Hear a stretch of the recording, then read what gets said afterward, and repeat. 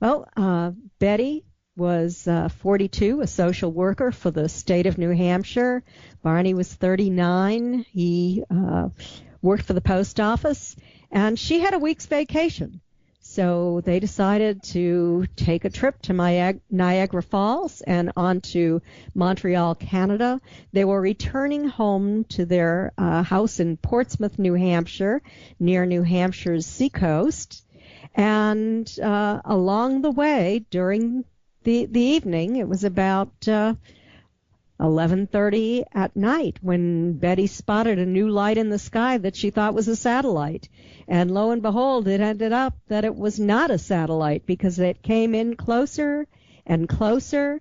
And eventually it sparked her interest so greatly that she asked Barney to stop the car to observe this thing. And that's when this craft started to pace Betty's and Barney's vehicle. It came closer and closer. It was obviously unconventional, and it appeared to be rotating.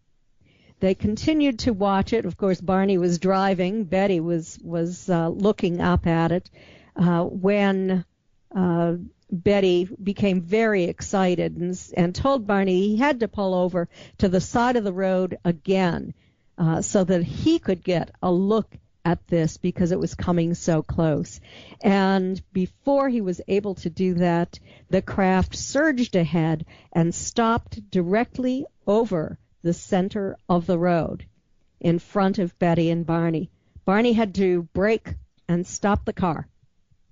He grabbed the binoculars, he got out, he looked up at this craft, and he could see a disc-shaped craft. It was silent. There was a row of lighted windows, and Betty was in the car watching this. The craft then shifted again to an adjacent field and descended to within probably 100 feet in the distance and 50 feet up from Barney.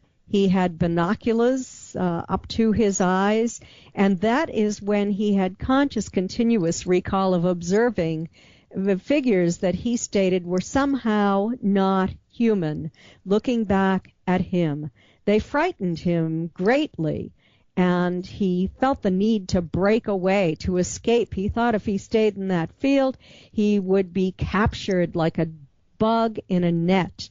So he finally broke away and ran back to the car, screaming to Betty that they had to get out of there, and they did.